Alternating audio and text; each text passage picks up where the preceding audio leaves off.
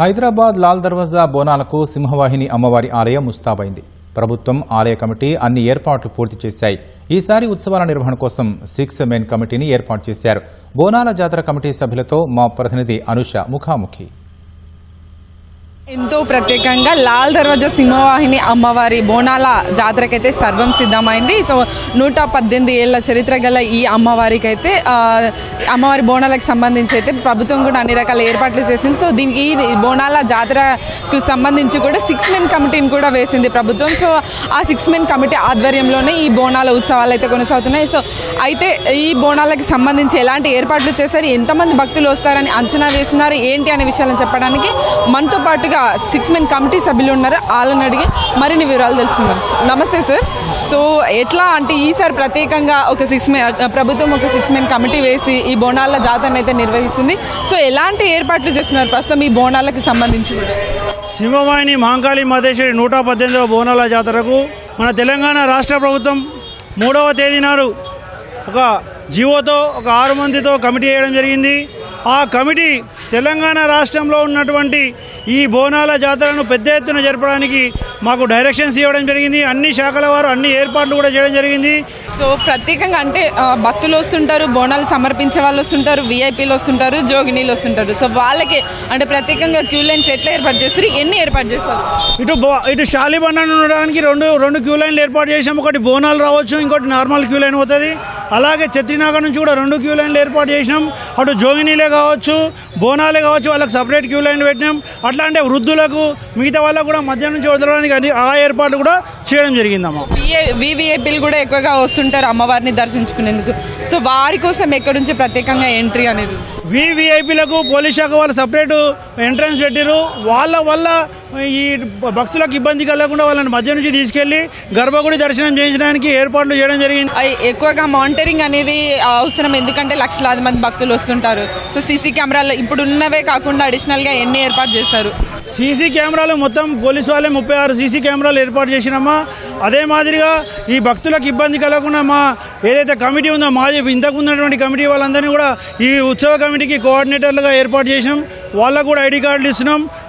ఎవరిని కూడా అందరినీ కలుపుకుంటూ పోవాలని చెప్పి అందరికి కూడా ఆహ్వానం పరుస్తున్నాం. ఇంతకు ఉన్నటువంటి కమిటీ సభ్యులే కానీ మాజీ చైర్మన్లే కానీ అందరికి కూడా ఈ కోఆర్డినేటర్లను కూడా పిలిపించి వాళ్ళతో అన్ని ఏర్పాట్లు చేస్తున్నాము. మెడికల్ క్యాంప్స్ అలాగే వాటర్ క్యాంప్స్ ఇవి ఎన్ని ఉండబోతున్నాయి? అంబులెన్సులు కూడా అవైలబుల్ ఉంటాయి. అంబులెన్స్లను వెంకటేశ్వర స్వామి టెంపుల్ దగ్గర నిలబెట్టమని చెప్పినాము. 3 వైపులా కూడా ఈ ఏదైతే క్లినిక్స్ ఉన్నాయో ఎమర్జెన్సీ మెడిసిన్స్తో పాటు ఉండాలని చెప్పినాం.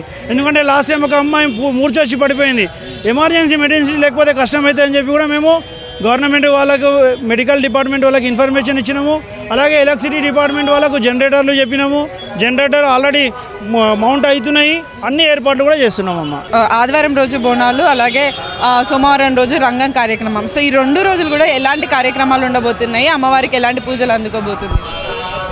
ఏదైతే శనివారం నాడు సాయంకాలం అమ్మవారి తొట్టెలో వస్తుందమ్మా. తొట్టెల ప్రతిష్ట జరిగిన తర్వాత అప్పటి నుంచి అసలైన కార్యక్రమాలు ప్రారంభమవుతాయి. అర్ధరాత్రి బలిగంప జరుగుతుంది. బలిగంప అంటే మనం ఏమి తప్పు కాదు, బలి తీయడం కాదు. లోపల అమ్మవారికి కళ్యాణం చేస్తాం. ఆ కళ్యాణానికి అన్ని వర్గాల నుంచి పుస్తమెట్టలు మన హౌస్లో సోదరుల దగ్గరికి వెళ్ళి, అట్లనే కుమ్మరి వాళ్ళ దగ్గరికి వెళ్ళి ఆ పుట్టమన్ను, అలాగే గౌండ్ల కులం దగ్గరికి వెళ్ళి శాఖ, ఇవన్నీ రకాలుగా తీసుకొని, అలాగే అక్కడి నుంచి గుమ్మడికాయ మా సోదరుల దగ్గరికి అన్ని రకాలుగా తీసుకొచ్చి ఇక్కడ పూజ చేసిన తర్వాత బలిగంప కార్యక్రమం ప్రారంభమవుతాం. బలిగంప తర్వాత మా దేవాలయం నుంచి మొట్టమొదటి బోనం సమర్పించిన తర్వాత మిగిలిన బోనాలన్నీ కూడా ప్రారంభమైంది.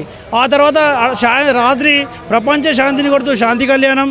ఆ తర్వాత సోమవారం నాడే పోతురాజులను స్వాగతం పలకడము, రంగ కార్యక్రమము, భవానీ రథయాత్ర ఉంటుందమ్మా. ఆదివారం రోజున ఎప్పటి నుంచి భక్తులకి దర్శనానికి అనుమతిస్తారు?